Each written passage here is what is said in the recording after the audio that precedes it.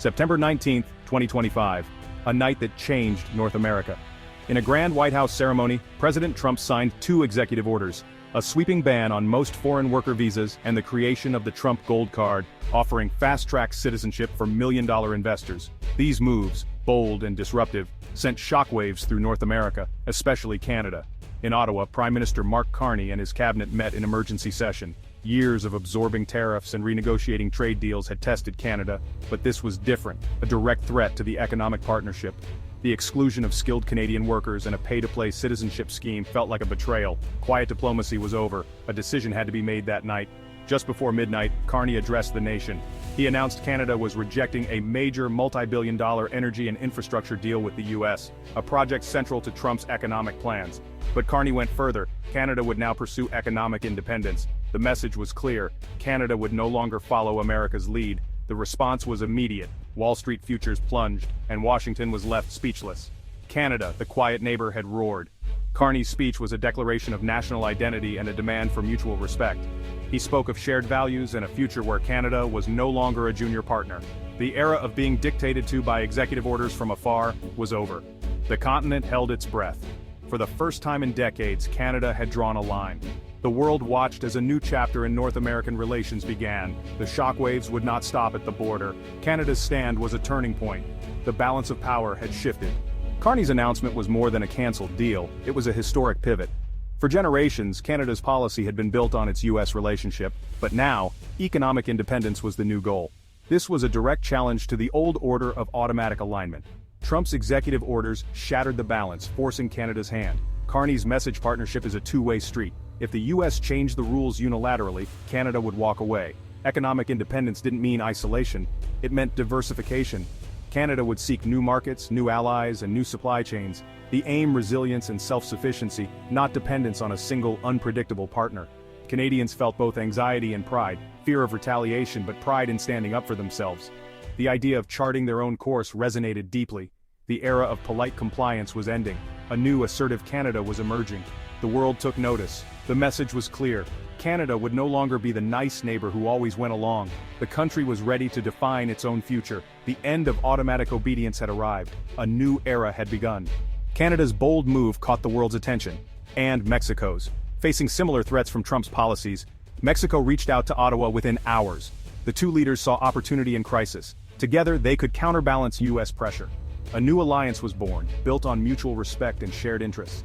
Ottawa and Mexico City began direct negotiations, bypassing Washington. They strengthened trade ties, planned joint investments, and created new supply chains. This partnership was a stark contrast to the chaos in the U.S. For decades, North America's power centered on Washington. Now, Canada and Mexico formed a formidable bloc. Their combined resources, Canadian minerals, Mexican manufacturing, gave them new leverage. International investors took notice, seeing stability and opportunity. The alliance was a beacon amid uncertainty. It showed that countries could resist American unilateralism.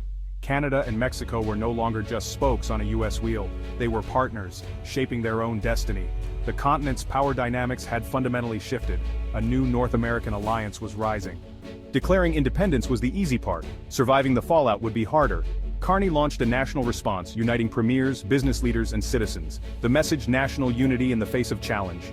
Canada braced for U.S. retaliation, tariffs, trade barriers, economic shocks. The government rolled out support for vulnerable sectors, aid for farmers, funds for manufacturers, and fast-tracked infrastructure to Asia and Europe.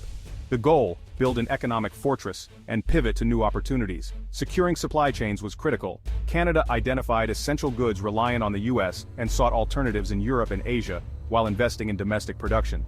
The pandemic had taught the dangers of dependence. Now, Canada aimed for self-sufficiency.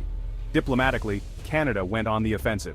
Ambassadors promoted the country's stability and openness for business. New trade agreements were pursued with emerging powers. This was about more than new customers, it was about building a global network of allies. Canada was repositioning itself as an independent, reliable partner. The strategy: diversify, innovate, and build new friendships. The country was ready for the storm, the world was watching. The turning point came a week later, live on television.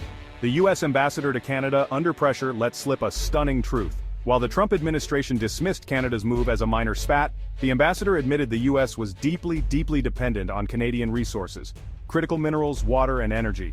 The confession was a bombshell broadcast across North America. It shattered the myth of American self-sufficiency. Canada's leaders were vindicated. The relationship was one of mutual dependence, not dominance. For Washington, it was a public relations disaster.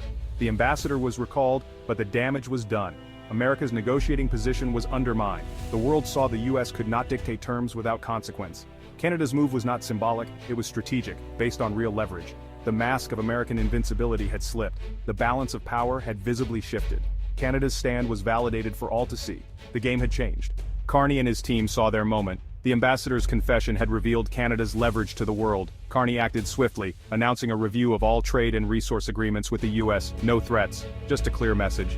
Old deals were over. New ones would be based on equality and respect. The era of discounted resources for market access was finished. American industries panicked, urging Washington to negotiate. The power dynamic had flipped. Canada was now setting the terms. Carney's strategy was a masterclass in diplomacy. He had built alliances, prepared for fallout, and now seized the initiative. Washington was forced to react. Canada was no longer on the defensive. The future of North American relations was being rewritten. With the balance reset, Canada went on the offensive. Trade delegations fanned out to Asia, Europe, and South America, forging new deals at record speed. A landmark agreement with Southeast Asia was announced within weeks. Domestically, the Innovate and Build program poured billions into AI, clean energy, and advanced manufacturing. The goal leapfrog ahead, not just replace lost U.S. markets. Canada was now an agent of change, not a bystander. The U.S. found itself reacting, not leading. Threats of tariffs were met with calm, coordinated responses from Canada and Mexico. For the first time, the U.S. had to consider Canada's interests out of necessity. Canada was building its own table, inviting others to join. Confidence was palpable, in diplomacy, in policy, in national spirit. The student had become the master. Canada was shaping its own destiny. Canada's stand sent ripples far beyond North America. Americans felt the impact: rising prices, disrupted industries, and a new awareness of global interdependence.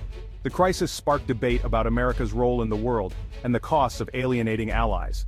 Canadians experienced a surge of pride and unity, forging a stronger national identity.